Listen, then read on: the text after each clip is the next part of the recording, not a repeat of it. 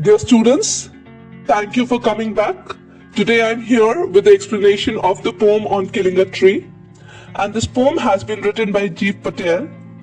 Jeev Patel presents the sturdiness of a fully grown tree strengthened by nourishment from the earth, the sun, and the air.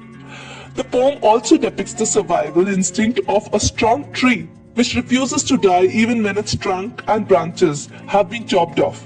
The real strength and vitality of a tree lie in its deep roots. It's only when these roots wither that the tree loses its life. So the first stanza of the poem goes like this. It takes much time to kill a tree. Not a simple jab of the knife will do it. It has grown slowly, consuming the earth, rising out of it, feeding upon its crust, absorbing years of sunlight, air, water, and out of its leprous hide, sprouting leaves. In this stanza, the poet remarks that the process of the full growth of a tree is slow and steady. It consumes the nutrients from the earth, the sunlight, the air, and the water, and grows so strong that it cannot be killed easily. The stanza opens with the poet's statement that killing a tree is a long process which consumes a lot of time. The wounds inflicted on it with a knife or an axe cannot cause its death. The tree draws its nourishment from nature, which makes it so strong that it develops amazing self-healing powers. The bark of its trunk is discolored like the skin of a person suffering from leprosy. Still, new leaves and branches sprout from them. The second stanza says, so hack and chop, but this alone won't do it. Not so much pain will do it. The bleeding bark will heal, and from close to the ground will rise curled green twigs. Miniature boughs, which if unchecked, will expand again to former size. In these lines, the poet addresses a person who is trying to kill a tree. The poet empathetically states that attacking a tree and cutting off its trunk or branches cannot cause its death.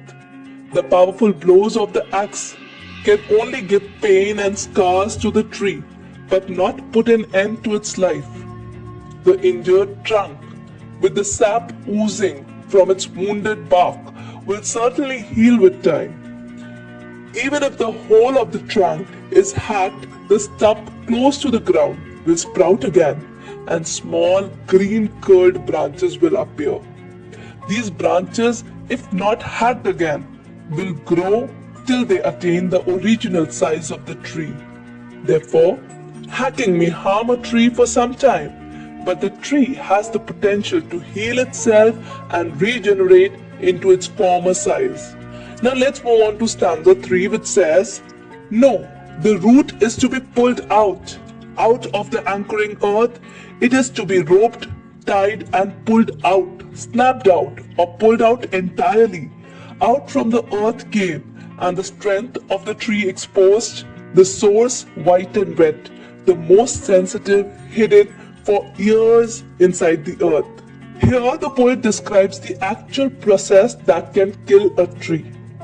As axing and chopping cannot end the life of a tree, it is the root, deep under the surface of the earth, that needs to be attacked.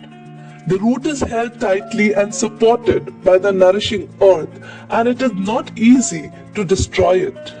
It has to be either pulled out with great force or to be cut into pieces and then taken out of the depth of the earth. For pulling it out, people have to tie it firmly with ropes and then apply great force to completely uproot it.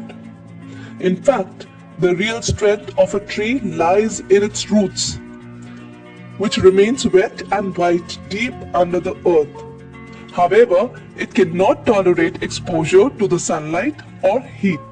The fourth stanza says, then the matter of scorching and choking in sun and air, browning, hardening, twisting, withering, and then it's done. The poet in this stanza describes how an uprooted tree ultimately dies. The scorching heat of the sun and exposure to the air smother the root of the tree. However, it does not die at once. It grows brown. its soft white wood hardens, the hardened root gets twisted, and eventually it withers away absolutely, completing the process of tree's death. Let me now throw light on the literary devices used by the poet. Beginning with the rhyme scheme, the poem has been written in free verse. There is no rhyme scheme and the length of the lines varies. At the same time, you'll see that the stanzas are also of unequal length. The second literary device that the poet has used is alliteration. Alliteration, as you know, it's the repetition of the sounds at close intervals. It's used to land a lyrical or musical element to the poem. So the first example is the bleeding bark will heal. So here the sound of B and L is being repeated. At the same time, the second example that says the source white and wet. So the sound of W is repeated here. Let me now move on to the third literary devices, that is metaphor. And you know, metaphor is the comparison between two unlike things without the use of word like and as. So the first example is the bleeding bark. Here the word bleeding is a metaphor. The poet compares the sap oozing out of the bark of a hard tree trunk to the blood of a human being or a living creature, but does not use the word of comparison. Then we see the second example, that is leprous hide. Here, the uneven, discolored bark of a tree is compared to the discolored and gnarled skin of a person suffering from leprosy. But the poet again does not use the word like or as here. So it is a metaphor.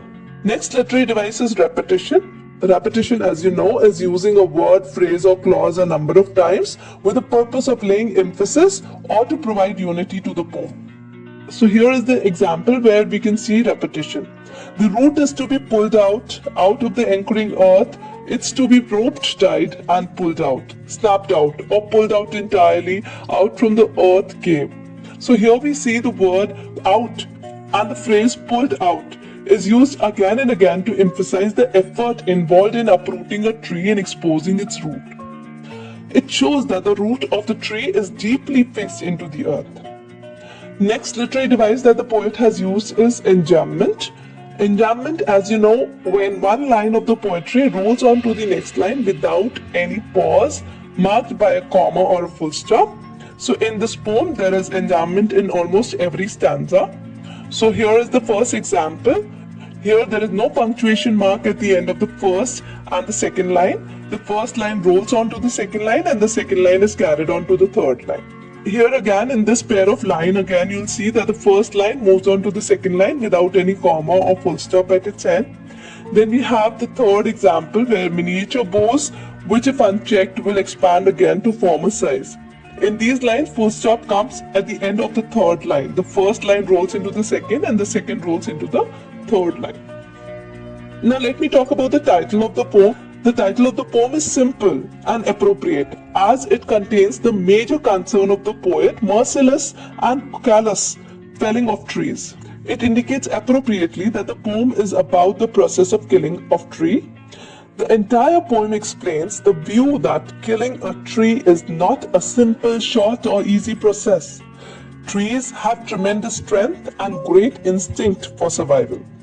Talking about the message that we get from the poem conveys the message that trees are living beings just like any other form of life. They have strong survival instinct and can withstand any type of assault, trauma or crisis.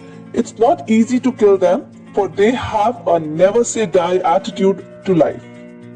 Every time they are attacked, injured or scraped, they heal themselves and regain their glory.